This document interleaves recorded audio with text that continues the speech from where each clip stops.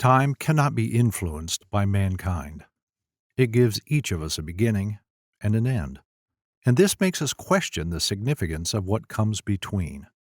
But if you can create something time cannot erode, something truly timeless, this is the ultimate victory.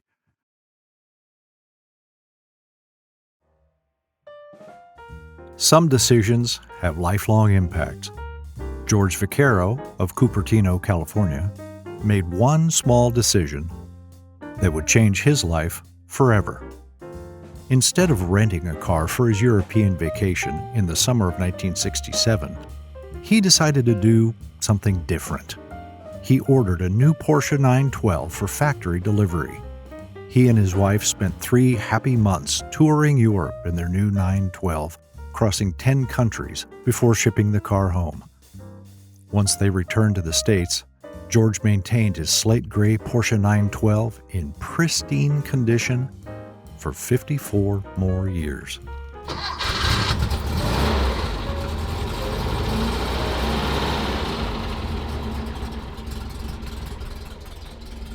George always loved cars. His first job out of college was working at the Ford assembly plant in Milpitas, California.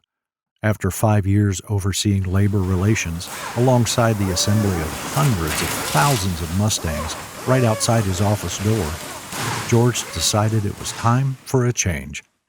His plan was to quit his job and take the trip of a lifetime to coincide with his wife Nancy's summer break from teaching. He would buy a new Porsche in Germany and then sell it when they returned to cover the cost of the trip. The Porsche 912 was introduced in 1965 as a less costly version of the new 911. It became an instant bestseller.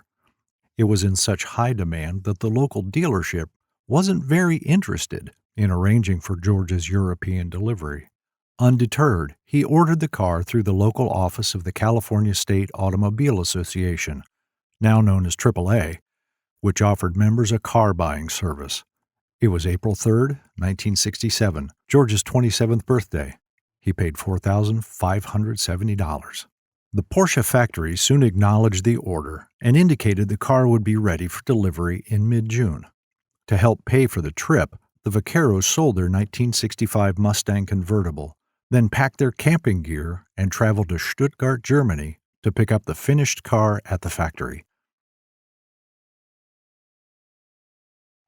George was familiar with the Ford Mustang plant, but the factory in the Stuttgart suburb of Zuffenhausen was completely different. The new cars were essentially handmade, the process slow and lacking the moving assembly lines he was accustomed to. The cars were pushed on carriages from station to station. When their new 912 coupe was driven down the ramp to greet them, they were in for a surprise. George thought he'd ordered the color classic silver out of the catalog.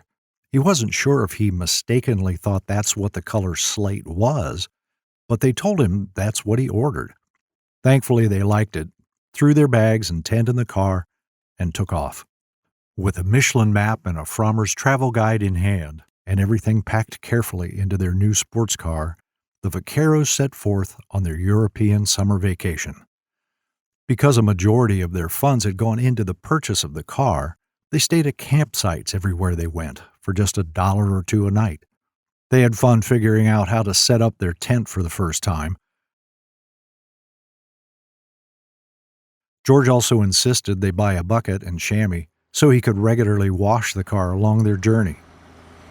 The 912 performed flawlessly over the 6,000-mile tour, with only regular service at Porsche dealerships across Europe.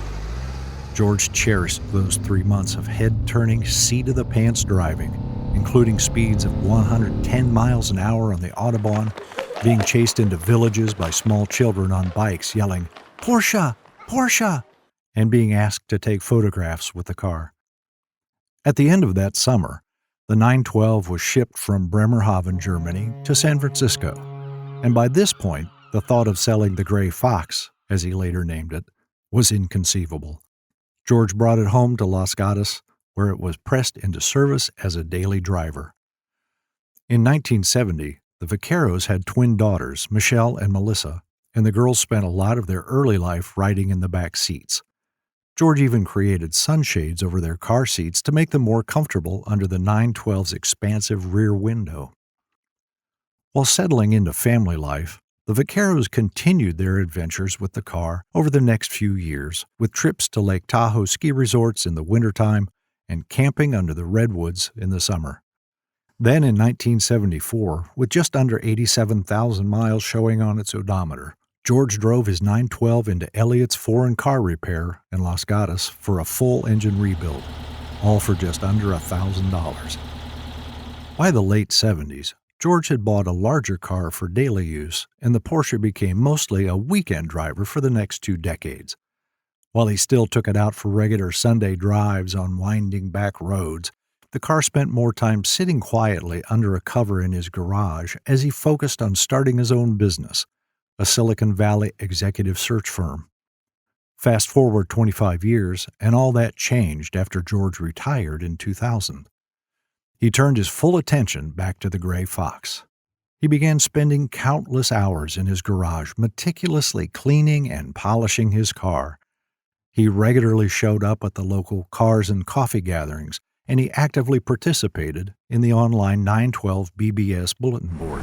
Just was at a car fender fondle coffee deal in Portola Valley. Decided to take the car for a little ride. Ended up in Los Gatos, and now I'm headed back home. With this newfound interest in his old friend, he made the decision to enter the Porsche into car shows. He liked the attention the car received and took delight in having children and women pose with it for photos. And he went nowhere without his oversized storyboards to help explain the car's history. He was proud of keeping his 912 Survivor on the road and playing his part in preserving a tiny piece of the past. He loved how the Gray Fox seemed to encourage everyone who saw it to share their own nostalgic memories. Over the next 19 years, George entered a multitude of concours d'elegance events where he made new friends, took home numerous trophies, saw his car inside the pages of several well-known automotive magazines, and became an integral part of the Porsche 912 community. Despite all the hard work he put into the car, George never took the competition too seriously and was always quick with a smile or a joke. His buddy recalled a prank he played at a car show they both entered in Palo Alto. George put together a fake photo collage which showed a red 912 tangled up in a post-accident mess, along with a current photo of his friend's red 912 with the caption, "Great restoration, dude," and placed it in his friend's back window. They then sat back and laughed all day listening to the comments about this miraculous restoration. The car's most outstanding recognition came in 2011 at the Porsche Rennsport Reunion held at Laguna Seca near Monterey, California. This Porsche festival was, and still is, the largest gathering of Porsches in the world. George's 912 was singled out amongst hundreds and hundreds of beautiful Porsches as being an exemplary unrestored 1967, and shown to Dr. Wolfgang Porsche, the grandson of Ferdinand Porsche, the founder of the company that carries his family's name. Dr. Porsche looked the car over thoroughly and was pleased because it reminded him of his own first Porsche, which happened to be a red 1967 912. He autographed the window card, which George framed and kept as a prized possession, a token of recognition for a decades-long love. A few years ago, with 187,000 miles on the car, George again brought his 912 in for a major service, this time to BTM Motor Works in Campbell. They performed a full mechanical overhaul, bringing it back to factory specification. In the end, making the decision to buy and then keep the Porsche for 54 years provided immense fulfillment to George. Through this timeless driving machine, he was able to naturally combine his passions for cars, nostalgia, storytelling, and photography. Perhaps George put it best when he said, "Porsche has been an adventure ever since the moment I first sat behind the wheel at the factory. I loved every minute of driving it in Europe and since. It has been a long-time love affair, and I'm happy when it also brings pleasure to others.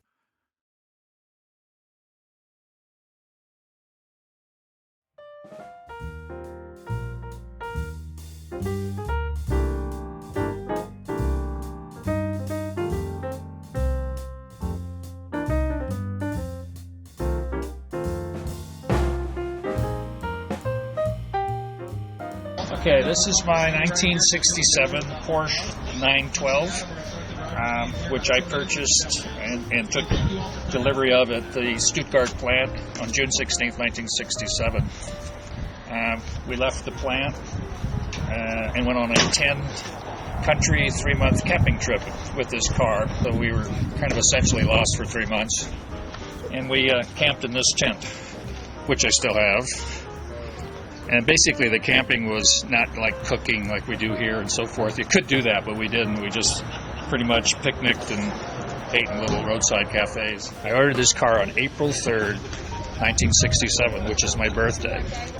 Today is April 3rd, 2011. So today is my birthday. So it's a kind of an important day for both the car and me.